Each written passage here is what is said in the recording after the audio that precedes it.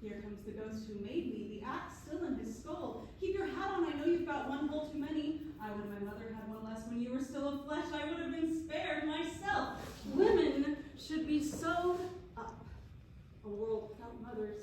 We could butcher each other in peace and quiet, and with some confidence if life gets too long for us or our throats too tight for our screams. What do you want of me? Is one state funeral line enough for you, you old sponge, or is there no blood on your shoes? What's your corpse to me? Be glad the handle's sticking out, maybe you'll go to heaven. What are you waiting for? All the cocks have been butchered, tomorrow morning has been canceled. Shall I, as is the custom, stick a piece of iron into the nearest flesh or the second best to latch unto it since the world is spinning? Lord, break my neck while I'm falling from an alehouse bench. Enters Horatio, confidant of my thoughts, so full of blood since the morning is curtained by the empty sky. You'll be too late, my friend, for your paycheck. No part for you in this, my tragedy. Horatio, do you know me? Are you my friend, Horatio? If you know me, how can you be my friend? Do you want to play Polonius, who wants to sleep with his daughter? With a delightful Ophelia, here she enters right on cue. Look how she shakes her ass in tragic character. Horatio Polonius, I knew you were an actor. I am too. I'm playing Hamlet. Denmark is a prison. A wall is growing between the two of us. Look what's growing from that wall. Exit Polonius. My mother, the bride. Her breasts a rosebud, her womb the snake pit. Have you forgotten your lines, Mama? I'll prompt you. Wash the murder off her face, my prince, and out for the new Denmark, your glad eye. I'll change you back into a virgin mother, so your king will love bloodletting. A mother's womb is not a one-way street. Now I tie your hands on your back with your bridal veil, since I'm sick of your embrace. Now I tear the wedding dress. Now I smear the shreds of the wedding dress with the dust my father turned into, and with the soiled shreds, your face, your belly, your breast. Now I take you, my mother, and here's my father's invisible tracks. I sadly your scream with my lips. Do you recognize the fruit of your womb?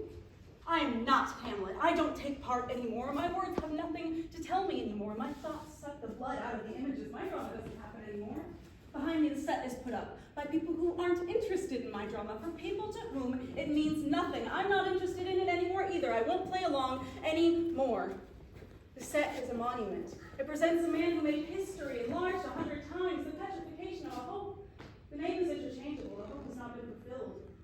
The monument is toppled to the dust, raised by those who succeeded him in power 3 years after the state funeral of the hated and most honored leader. The stone is inhabited. In the spacey nostrils and auditory canals and the creases of skin and uniform of the demolished monument, the poorer inhabitants of the capital are dwelling. After an appropriate period, the uprising follows the toppling of the monument. My drama, if it would still happen, would happen in the time of the uprising. The uprising starts with a stroll. Against the traffic rules, during the working hours, the street belongs to the pedestrians. Here and there, cars turned over, nightmare of a knife thrower, slowly driving down a one-way street towards an irrevocable parking space surrounded by armed pedestrians. Policemen, if in the way, are swept to the curb.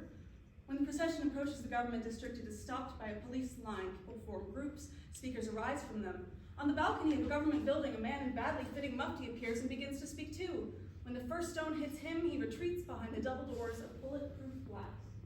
The call for more freedom turns into the cry for the overthrow of the government. People begin to disarm the policemen, to storm 2 of 3 buildings, a prison, a police precinct, an office of the secret police. They string up a dozen henchmen of their rulers by their heels. The government brings in troops, tanks.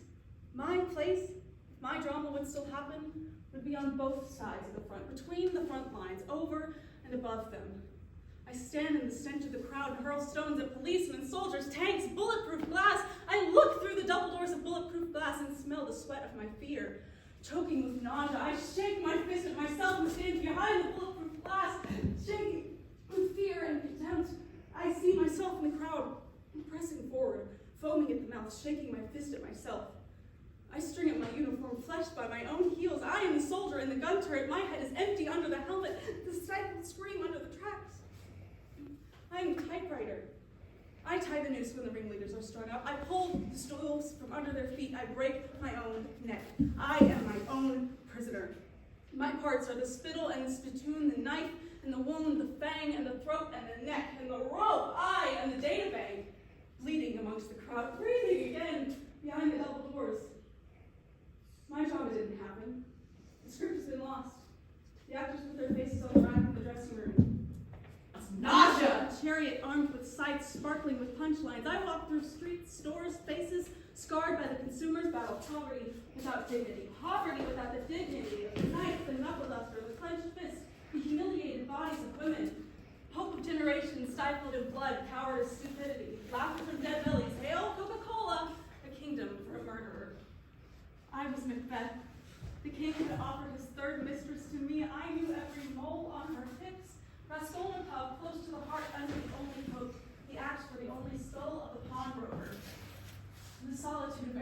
I breathe again.